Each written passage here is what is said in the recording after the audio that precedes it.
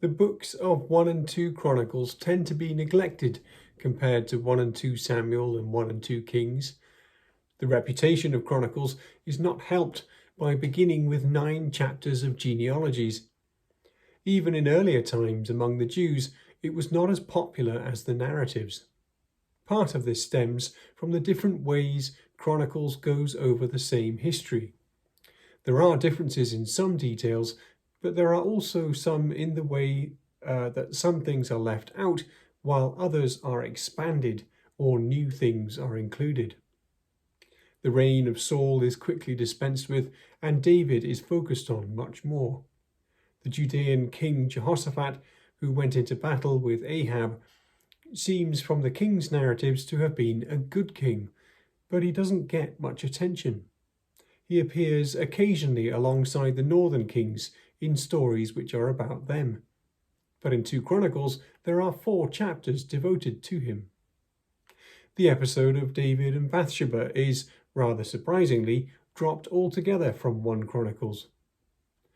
One famous difference is where in 2 Samuel 24, God incites David to take a census, but in 1 Chronicles 21, it is Satan. Some of these differences, including this striking one, may be explained by a difference in perspective, especially if we remember that God sometimes allows seemingly evil spirits to participate in his plans. But another thing that Chronicles sometimes does is explain differences or resolve problems. One of these is the question, who killed Goliath? In 1 Samuel 17, it is obviously David, but in 2 Samuel 21:19, it is Elhanan. 1 Chronicles 20 clarifies the matter by saying that Elhanan killed the brother of Goliath. The author of Chronicles is unknown. The rabbis thought it was Ezra, and even modern scholars considered this possibility, as the end of 2 Chronicles is the same as the beginning of Ezra. Thus, for a while, the author of 1 and 2 Chronicles seemed to be the same one as the one for Ezra and Nehemiah, and they all do seem to come from a later stage of biblical history. But the idea of common authorship has faded in popularity due to a number of differences. For example, Ezra and Nehemiah focus entirely on Judea, as they are the returned exiles, and thus true Israel.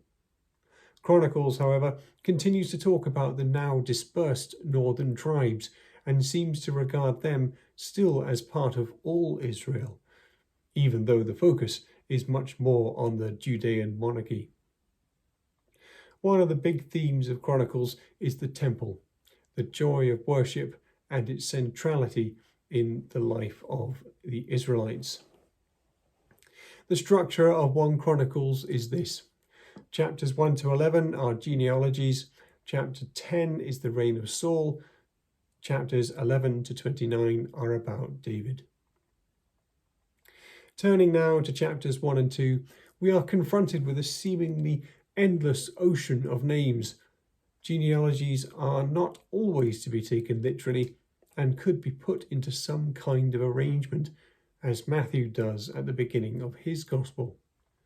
And there are some puzzling choices made in 1 Chronicles as well. The author begins with the first man, Adam. This establishes a sense of continuity which reaches right back to the very beginning, a feeling which would have been very important to the re-established community of exiles in Jerusalem. The lineage of Judah and Levi are particularly emphasized in the chapters which follow, which makes sense given the focus on Jerusalem and the temple. Some of the lines of descent are deliberately placed out of birth order, and it is not obvious why.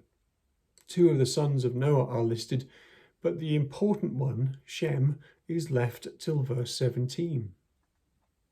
In verse 28, we come to the offspring of the first patriarch, Abraham. Note that his grandson, Jacob, is always called Israel. There is also the surprising inclusion of a section of Edomite kings from verse 43 onwards. This continues on from Esau's genealogy, but why the kings have been listed which is a list taken from Genesis 36, is a mystery. But from chapter 2 onwards, the focus is much more on Israelite ancestry. Israel has his 12 sons, but the first 3 are skipped over, and Judah's line is described first. When we come to David, we are confronted with the claim that David was the 7th son, when 1 Samuel makes clear he was the 8th. But by making David the 7th, the author implies that he is special. There are 7 generations from Ram in verse 10 to Jesse in verse 12, which probably supports this numerical specialness. Something similar seems to be happening in chapter 3 with Solomon, where it is written that he is the 4th son from Bathsheba, when the earlier narrative shows that he is actually the 2nd, the first one having died.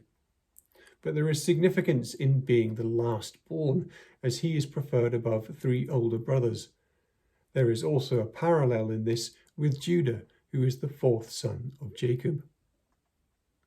It is somewhat surprising that Ruth is not mentioned in David's ancestry in verse 12, something that Matthew does, along with Tamar, Rahab, and Bathsheba.